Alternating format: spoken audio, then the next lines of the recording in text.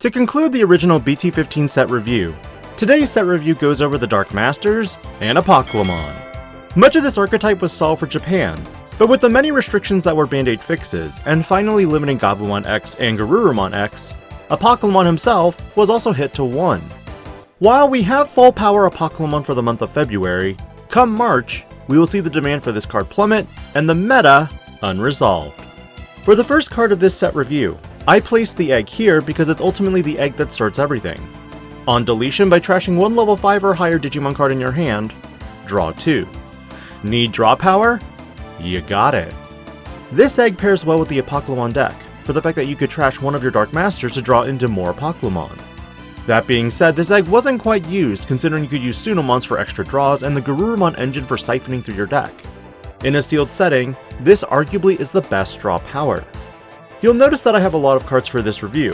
Again, while we have the Dark Masters, a few of these Digimon were also servants to the Dark Masters. Starting with metalseadramon's henchman, Scorpiomon is the first Digimon to go over. A level 5 Digimon that has a 6 play cost, 3 to digivolve into from a blue level 4 Digimon.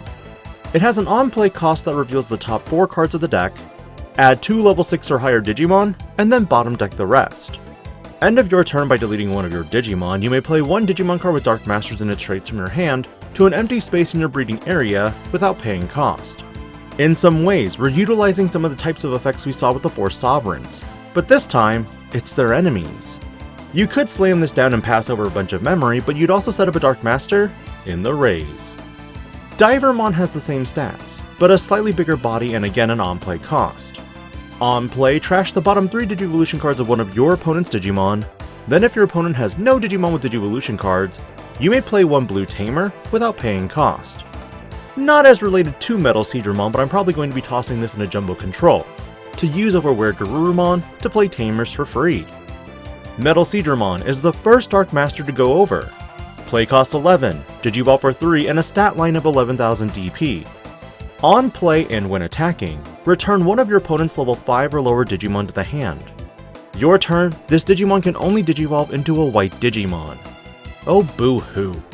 At least I can Blitz Omnimon then restand for blocker.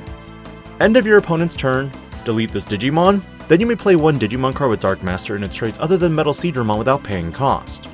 Keep in mind, other than the on-play and when attacking effect, all of the effects of the other Dark Masters are the same, except they can't play themselves. metalseadramon generally plays defense of the 4.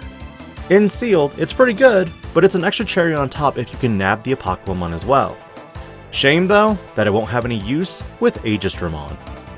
Following metalseadramon's defeat, the focus came to Puppetmon. Starting with his lowliest goon, Mushroomon returns as a level 3 Digimon with an extremely low stat line. This Digimon simply has an on-deletion effect that one of your opponent's Digimon can't unsuspend until the end of your opponent's turn.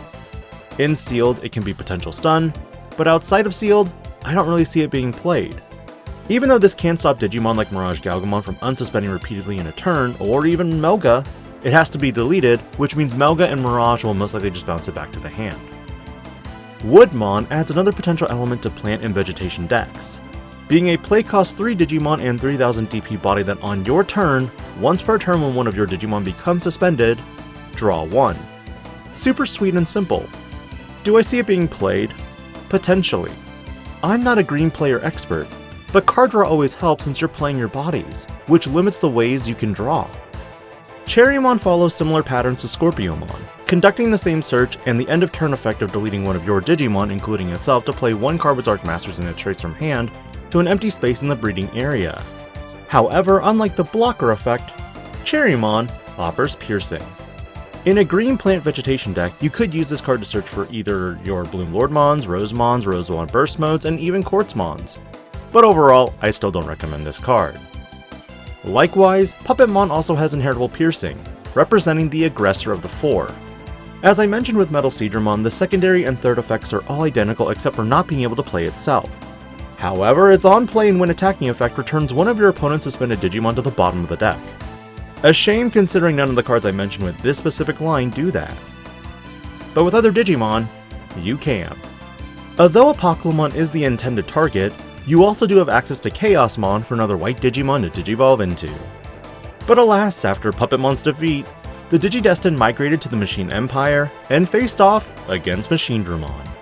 Hagurumon returns, and while not a pitch 1 cyborg to draw 2, this one has the first effects for searching for this archetype, revealing the top 3 and adding 1 card with machine or cyborg in its traits, and 1 black tamer. Afterwards, you bottom deck the rest. Honestly, this is the best searcher to pick up in Sealed, mainly because there are so many cyborg and machine type Digimon. With Marvin also supporting the archetype, it definitely helps. Its inheritable is simply Reboot, which extends into all of its Digivolutions. Guardramon, as always, also has Blocker, although this time instead of being unable to attack, this one has the same featured effect as Gesomon. On play when Digivolving by trashing 1 card with machine or cyborg in its traits from your hand. One of your Digimon cannot be deleted by your opponent's effects until the end of your opponent's turn. Now we're adding built-in protection from deletion-based effects. This could definitely elevate machinedramon more. For Sealed, I kind of like having the blockers and filtering again because there are quite a few machine and cyborg options, considering 2 of the Dark Masters are in this archetype as well. Gigadramon follows the same design scheme as Scorpiomon and Cherrymon, though like every card related to the Machine Empire so far, its inheritable is Reboot. Nothing too crazy considering this card functionally only works with the single machinedramon here, and none of the previous printings. Waru Munzemon is where I categorize this Digimon, mainly because it was Machinedramon's underling in Adventure 1. It can Digivolve from any level 4 Digimon with Numemon in its name for a cost of 3, allowing for free color crosses. This is the only Munzemon named Digimon in the set that you can Digivolve off of for Munzemon X's effect, and has an on-play when Digivolving effect that by trashing 1 Numemon card in your hand, or from this Digimon's Digivolution sources, de-Digivolve 1. It provides some minor synergy in Sealed, but it has one additional effect on play. By placing 1 card with Numemon in its name from your trash as this Digimon's bottom Digivolution card, you stun your opponent's Digimon with a play cost of 5 or less from attacking. If you on-play this, you can sequence the effect first before the de-Digivolve. Its inheritable provides Digimon like Platinum Numemon, Munzemon X, or even Shin Munzemon with extra aggression with a security attack +1. Machinedramon makes its formal debut as a Dark Master as well, with an on-play and when attacking effect that de-Digivolves 2 on your opponent's Digimon. Because of its design with all the other Dark Masters, it removes its playability in true Machinedramon decks, because you can't Digivolve into Chaosdramon or Chaosdramon X. While metalseadramon provides defense and Puppetmon provides aggro, this one provides Reboot. Finally, to the last Dark Master, it's Piedmon. The first henchman of his we technically see is Lady Devimon, but we're going to go in level order and go to Vilemon instead. Vilemon returns as a blocker, but this one in some ways has pseudo-decoy in that if your Apocalymon or your Digimon with Dark Masters in their traits would leave the battle area, other than by one of your effects, you can prevent it from leaving by deleting this Digimon. Great! More protection. Needless to say, with Apocalymon moving to 1, this won't be as played, at least for now. Lady Devimon is the final level 5 that acts like Scorpiomon, Cherrymon, and Gigadramon but for purple. Unlike the others, it simply has Retaliation. Because it does have a 6000 DP threshold, this also does let you utilize this in a Mastamon deck to potentially add Mastamon and or another level 6 or higher Digimon in the reveal. In a sealed setting, if you pull this along with Dark Masters, it can be an advantageous board state to set up the next line of attack. Piedmon likewise has that inheritable Retaliation, and identical your turn and end of opponent's turn effects like metalseadramon, Puppetmon, and machinedramon. Its on-play when attacking effect simply deletes one of your opponent's unsuspended Digimon. Simple, but at the end of your opponent's turn, kiss this Digimon goodbye. Hopefully you pull multiple Dark Masters in Sealed, because it can just end up being super silly. Supreme Connection is the newest option card for Machinedramon decks. For 3 memory, reveal the top 3 cards of your deck, add 1 card with Machine or Cyborg in its traits to your hand, then trash 1 with the same trait among them before returning the rest to the bottom. Then place this card into the battle area. Its delay effect allows you to play 1 level 5 or higher Digimon card with Machine or Cyborg in its traits from your hand with its cost reduced by 3. Now you have improved memory flexibility in Machinedramon. Security-wise, you trigger the first main effect, but it's all written out. Honestly, this card is pretty nuts in competitive play, affording a much more ease with searching and playing your Machinedramon and Chaosdramon Digimon. Sealed-wise, I'd argue it's okay, assuming you pull metalseadramon and Machinedramon and a slew of other cyborg-type Digimon. And last but not least, Apocalymon. This is the second secret of the set. and has an effect that lets you place 3 cards with Dark Masters in their traits with different names from your trash or battle area to reduce the play cost by 4 for each.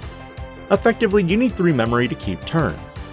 Normally though, you could Digivolve into this Digimon for 6 memory from a blue, green, black, or purple level 6 Digimon. While these are somewhat strong effects, its end of turn effect is ultimately why this card had to be restricted. Once per turn, by placing 1 level 6 or lower Digimon card from your trash as this Digimon's bottom Digivolution card, activate one of the on-play effects of the card placed by this Digimon's effect. Then for each level 6 card in the sources, trash the top 2 cards of your opponent's deck. Effectively, you could utilize on-play level 6 Digimon like BT2 machinedramon for recovery too, if you have 3 or fewer security. BT13 craniumon to be unaffected by the effects of your opponent's Digimon, or even a silly instance, place Belphemon sleep mode to place Belphemon rage mode underneath, and make it unaffected by your opponent's effects. Then, your opponent would get 8 or 10 cards trashed from the top of their deck. Who'd deck out first? They would. In combination with the Garurumon engine from EX5, it became very easy to get this Digimon out, let alone multiple copies of them. Which is why, even though this card is set to be restricted come March, you will get to experience the full power of the deck for 3 weeks, including Top Cut's Ultimate Cup on the 25th of February. While this does conclude BT15 as a set, surprise! There's more. LM1 has been announced to be included in the set, diluting this set of 102 cards with 20 additional cards as well. I'll hit these cards on Tuesday to take a break, and start doing some deck profiles. Let me know your thoughts on your favorites of these cards, and thank you again for tuning into each of these videos. I hope they've been informative and give you some initial ideas for deck creativity. But don't be too creative, because the deck might just get choice restricted. This is DIGI-PANDA, logging out.